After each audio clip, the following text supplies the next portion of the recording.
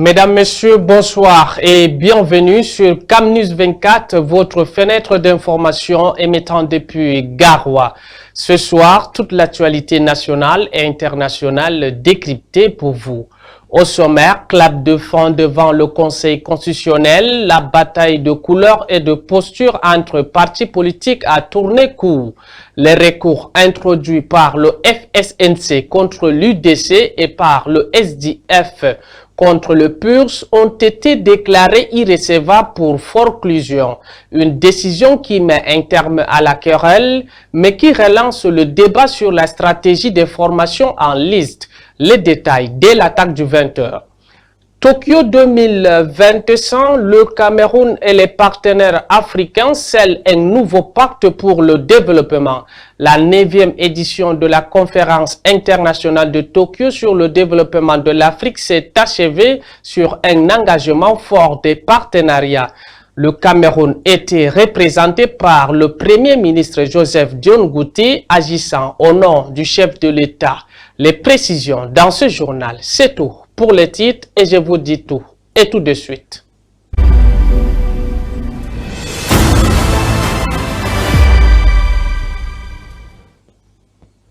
Mesdames, Messieurs, merci de nous préférer pour vous informer sur Camnews 24 en direct de Garoua.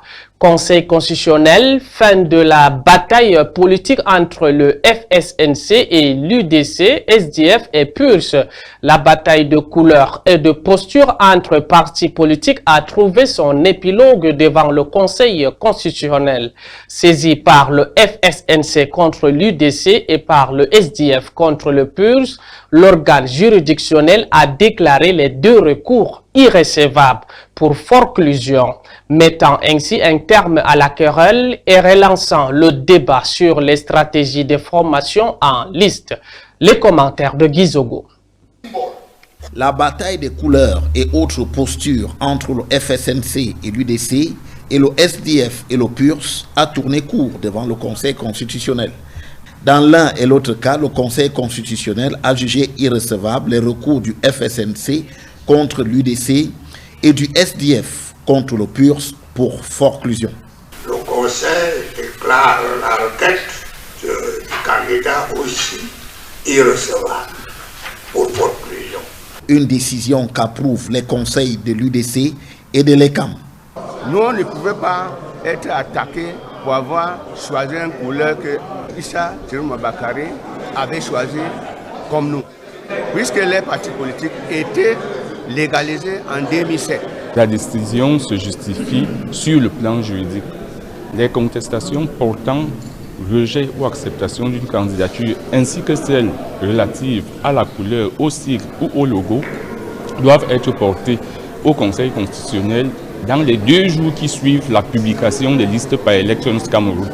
Dans son recours, le SDF sollicitait que le Conseil constitutionnel ordonne le retrait de la posture avec un bras levé du candidat du PURS, Serge Espoir Matomba. Quant au FSNC, il espérait qu'il soit ordonné à l'UDC de choisir une couleur autre de son bulletin de vote que le jaune. Suite à cette décision du Conseil constitutionnel, le SDF envisage de renoncer à la posture de son candidat avec un point levé. Tout un symbole qui disparaîtrait après avoir été popularisé par Nijon Frundi dans les années 90. Et l'ECAM affine sa stratégie pour un vote harmonisé dans le pays. À l'approche du scrutin du 12 octobre prochain, Elections Cameroun a engagé une réflexion stratégique sur l'organisation et le déroulement du vote dans les 10 régions du pays. Réunis au siège de l'institution, les délégués régionaux ont pris part à une rencontre de haut niveau consacrée à l'harmonisation des dispositifs électoraux. Les précisions de Janine Woncha. Comment harmoniser l'organisation et le déroulement du scrutin dans les 10 régions du Cameroun le 12 octobre prochain? C'est la question à laquelle la réunion stratégique tenue ce jour au siège d'Elections Cameroun et réunissant les délégués régionaux de la structure a répondu. Nous avons réuni les délégués afin que nous soyons au même niveau de compréhension et d'action pour que nous affinions nos stratégies d'action pour relever tous les défis, la publication de la liste électorale, la distribution des cartes électorales, la distribution du matériel électoral à temps et dans tous les bureaux de vote et dans la diaspora. Du pain sur la planche à l'approche de l'échéance, au cas par cas, chacun prend connaissance de son cahier de charge en fonction des réalités propres à sa région.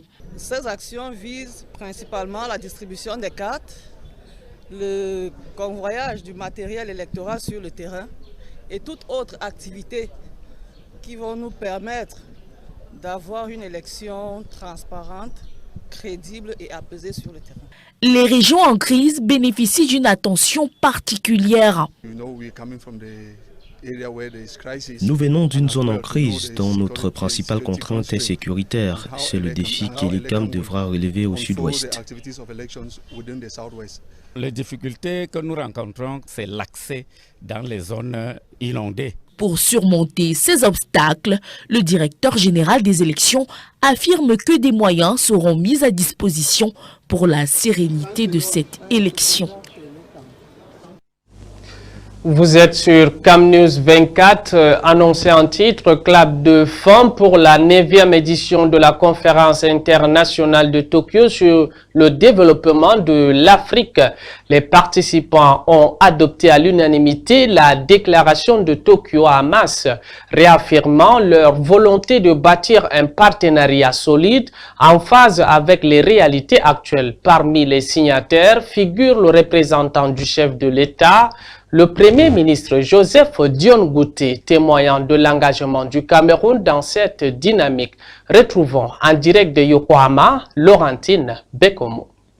Adopté par acclamation par l'ensemble des dirigeants du monde présents ici au Pacific Hotel de Yokohama, la déclaration dite de Yokohama fera date. La cérémonie de clôture de TICAD 9 a été ponctuée par plusieurs prises de parole. Le Premier ministre, chef du gouvernement du Japon, le président de la Commission de l'Union africaine, la sous-secrétaire des Nations Unies, l'ONU, la SFI, enfin le président en exercice de l'Union africaine, sous la conduite du représentant personnel du président de la République du Cameroun, en la personne du Premier ministre chef du gouvernement, Joseph Dion Ngouté, la délégation camerounaise a pris une part active aux travaux. Plus qu'un vœu, la déclaration dite de Yokohama constitue un ensemble d'engagements et d'initiatives qui s'appuient sur les trois piliers que sont économie, société, paix et sécurité. Le document qui vient d'être adopté confirme par ailleurs la volonté du Japon d'être un partenaire actif et engagé pour le développement de l'Afrique. L'archipel place la paix, le développement durable et la solidarité internationale au cœur de la vision d'un ordre mondial stable. In fine, dirigeants africains, partenaires internationaux et autorités japonaises s'engagent à mettre en œuvre de manière efficace et efficiente toutes les résolutions contenues dans le document de Yokohama. Après le succès éclatant de TICAD 9, rendez-vous est pris dans 3 ans. L'honneur reviendra à un pays africain d'organiser TICAD 10. En direct de Yokohama, Laurentine Bekono, envoyée spéciale CRTV. Parlons à présent des droits de l'homme au Cameroun. Jeudi dernier, le ministre délégué auprès du ministre de la Justice, Jean de Dieu Momo, a présidé une réunion stratégique sur le rapport à mi-parcours du 4e cycle des examens pédagogiques mettant en lumière les avancées et le défi de la promotion et de la préservation des droits de l'homme au Cameroun. On fait le point, Nicole Doudou et Liberté Kameni. Le Cameroun, État partie à la Convention contre la torture, doit soumettre d'ici le mois de novembre 2025 un rapport de suivi au Comité contre la torture portant sur la mise en œuvre des recommandations prioritaires émises lors de l'examen de son 6e rapport au titre de la Convention contre la torture les 13 et 14 novembre 2024. En ouvrant l'atelier de validation au nom du garde des Sceaux, Le ministre délégué auprès du ministre de la Justice, Jean de Dieu Momo, a souligné que le chef de l'État, son Excellence Paul Biya, a mis un point d'honneur sur la promotion des droits de l'homme à travers une politique inclusive. Le Cameroun dispose d'un cadre légal d'expression des libertés fondamentales, liberté politique, liberté syndicale, liberté de culte et bien d'autres encore. Au terme des travaux, les participants issus de la société civile, des administrations, des entités publiques et de la chaîne judiciaire ont enrichi le rapport à mi-parcours au titre du 4e cycle de l'examen périodique universel et le rapport de suivi au comité contre la torture. Le Cameroun est passé à l'examen périodique universel devant le Conseil des droits de l'homme. 291 recommandations avaient été formulées, parmi lesquelles le Cameroun en a accepté 220. Donc il est question de faire le point sur la mise en œuvre de ces recommandations avant notre prochain passage devant le Conseil. Le Cameroun participe activement depuis 2008 au mécanisme de l'examen périodique universel du Conseil des droits de l'homme des Nations Unies. À l'international, Gaza, l'ONU déclare la famine. Netanyahou crie au mensonge et menace. Vendredi 23 août, l'ONU a officiellement déclaré l'état de famine à Gaza. Une annonce aussitôt rejetée par le premier ministre israélien Benjamin Netanyahou, qui l'a qualifié de mensonge et honte, tout en menaçant de détruire totalement la ville si le Hamas refuse de se plier à ces conditions de paix. Le récit de Johanna Strick. Devant cette soupe populaire, des habitants attendent en plein soleil, certains depuis des heures. Avec leurs casseroles et leurs bassines, les enfants s'impatientent. La nourriture est de plus en plus rare. On vit une famine depuis 2 ans. Qu'est-ce que les organisations veulent dire de plus? On est en train de mourir de faim. On ne mange qu'une fois par jour. On n'a plus rien. Certains réussissent à acheter quelques grammes de farine pour faire du pain. Mais la plupart des produits sont aujourd'hui introuvables. Sur ce marché, il n'y a quasiment plus rien. Il y a beaucoup de produits qu'on ne trouve plus du tout, comme la viande. On n'en a pas eu depuis 4 ou 5 mois, peut-être même plus. Pareil pour les œufs, le lait. Pourtant, ce sont des aliments essentiels dont le corps a besoin pour fonctionner. Selon l'ONU, plus de 500 000 personnes souffriraient de famine. Ça représente près d'un quart des habitants de la bande de Gaza. En cause, le blocage de l'aide humanitaire par Israël. Les camions entrent au compte-gouttes dans l'enclave palestinienne. Cette situation est le résultat direct de la politique israélienne à Gaza. Pendant longtemps, aucune aide n'a pu entrer sur le territoire. Et lorsque les livraisons ont repris, c'était des quantités très limitées de nourriture et de matériel médical. De son côté, le gouvernement israélien continue de nier l'existence d'une famine à Gaza et accuse le Hamas de s'accaparer l'aide humanitaire livrée sur le territoire. Posons nos valises à présent dans le nord du pays. Fin de calvaire dans la ville de Guider, chef-lieu du département de Mayo-Louti. Un présumé tueur en série, longtemps traqué par les forces de sécurité, a été interpellé et placé sous bonne garde. Présenté publiquement devant les autorités administratives, judiciaires, les forces de maintien de l'ordre, ainsi que les familles des victimes, le mis en cause a commencé à restituer les faits avec un froid détachement. Les précisions avec Freddy Gouana et Aïssatou Bouba. 3 meurtres à son actif. Ce présumé assassin, réputé dans la localité de Guider, courait encore les rues. Ici, en présence de la famille des victimes en pleurs, du délégué régional à la sécurité nationale pour la région du Nord, du préfet du Mayo-Louti. Le mis en cause reconstitue les faits. Nous avons en face de nous un très grand criminel qui, après son premier féminicide, il a tué sa femme enceinte de quelques mois. Après ce crime, il s'est réfugié au Nigeria. Revenu au Nigeria, suite à une altercation qu'il a eue avec un individu de la ville, il lui a aussi lâchement ôté la vie.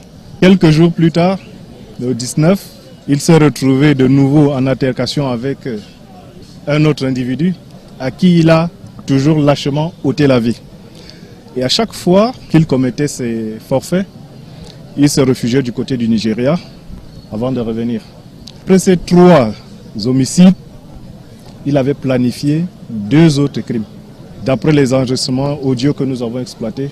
Puis je me réjouis de la collaboration avec la population qui a permis d'élucider ces différents crimes. Une descente au domicile du présumé assassin a permis aux éléments du commissariat public de Guidère de retrouver plusieurs téléphones portables volés, des armes blanches, entre autres.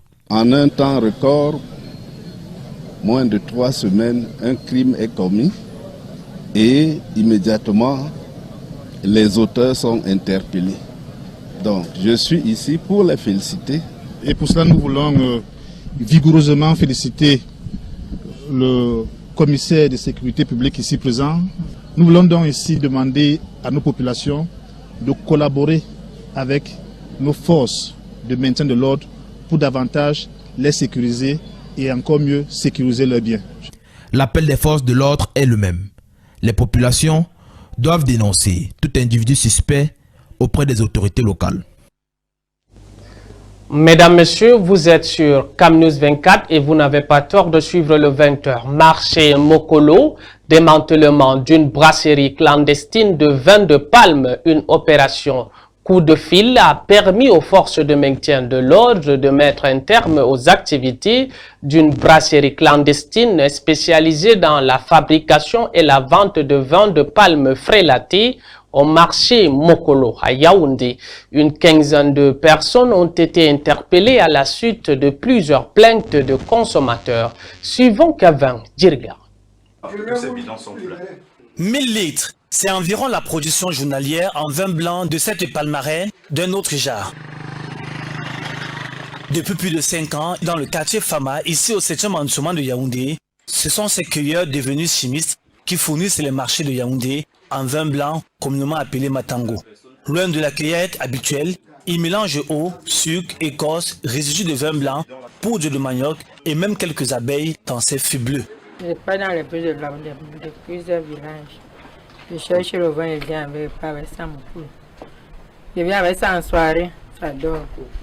Je vais avec ça le matin, même peu de sucre. Si ça calme, je ramène. Quand le vent rentre dans la brousse, quand c'est déjà dormi, peut-être 2 ou 1 jour, on mélange avec ce qui est neuf. On met 1 kilo de sucre pour que ça donne un peu un bon goût, pour que ça ne soit pas acide. Après des plaintes de plusieurs consommateurs de ce liquide qui avaient frôlé l'empoisonnement, le pot Oros est finalement découvert par les autorités samedi dernier. Sur le terrain, une dizaine d'arrestations, mais surtout un étonnement sur cette manière de faire. Les populations de la ville de Yaoundé se plaignaient de différents malaises dus à la consommation d'un vin blanc naturel, communément appelé Matango.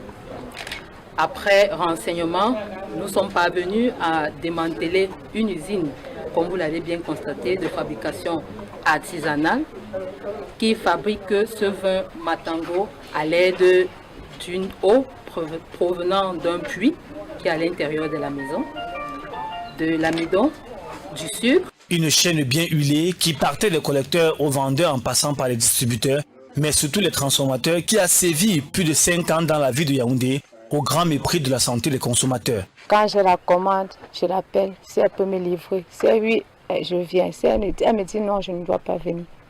Donc j'étais surpris quand j'arrive. Je trouve sur quel état on vend le Matango. Moi-même, j'étais surpris. Je ne suis jamais arrivée ici. Je paye seulement, je ne connais pas comment ça se passe. Mais en effet, moi, dans cette circonstance-ci, je n'apprécie pas. Nous avons rendu compte à notre hiérarchie qui nous a instruit d'interpeller les mises en cause pendant la livraison. Ce qui a été fait, nous sommes déportés au marché Mokolo où nous étions avec des clients qui ont l'habitude de venir récupérer la commande qu'ils passent journalièrement. Après les fabricants de Heineken, ceux qui font tout genre de whisky frélaté, voici venus les fabricants de Matango, que des chimistes aux habitudes malsaines qui tombent entre les mains des forces de l'ordre, mais il est que le flou persistera toujours autour du nombre de victimes qui ont pu ingurgiter ce Matango aux manioc et aux abeilles apprivoisées. En sport, tension entre supporters au lendemain de violents heurts entre supporters argentins et chiliens à Buenos Aires. Les autorités judiciaires et sportives ont aussitôt lancé des enquêtes. Les affrontements ont fait 19 blessés, dont 3 grièvement, et entraîné l'interpellation d'une centaine de personnes. Reportage. Devant ce commissariat de Buenos Aires, ils sont nombreux à réclamer des nouvelles de leurs proches. Dans la nuit de mercredi à jeudi, une centaine de supporters de football ont été placés en garde à vue dans la capitale argentine après les violents affrontements intervenus en pleine rencontre de la Copa Sudamericana. On m'a dit que mon fils était là et qu'il allait bien, mais ils ne m'ont pas laissé lui parler. Selon la police, les incidents ont commencé dans les tribunes supérieures lorsque des supporters chiliens ont arraché des sièges, lancé des projectiles et une bombe artisanale vers les tribunes inférieures où se trouvaient les supporters argentins. Sur ces images diffusées instantanément sur les réseaux sociaux, ces hommes se battent à coups de bâton et de matraque. Parmi la vingtaine de blessés, 3 l'ont été grièvement. Dans ce chaos, le match a été arrêté. Le président du Chili a dénoncé ces violences, les qualifiant de lynchage. Je tiens à être très clair. Rien, absolument rien ne justifie un lynchage comme celui-ci. Le football est une fête et il doit redevenir une fête. Au moins 650 policiers et agents privés devaient assurer la sécurité au sein de l'enceinte et à l'extérieur. Mais ils ne sont pas intervenus afin, ont-ils dit, de ne pas aggraver la situation. Des enquêtes ont été ouvertes par le parquet argentin et par l'instance dirigeante du football sud-américain. Mesdames, Messieurs, en amour, jouer avec le cœur des autres, c'est finir souvent seul sur son canapé. Méfiez-vous des promesses trop sucrées. Derrière un sourire fidèle se cache parfois une pensée volage. Jouer avec le cœur des autres, c'est prendre le risque de finir en mode avion, tout seul. Merci de nous avoir suivis sur CamNews 24 TV. Restez connectés pour continuer à vous informer avec rigueur et précision. À demain pour un nouveau numéro.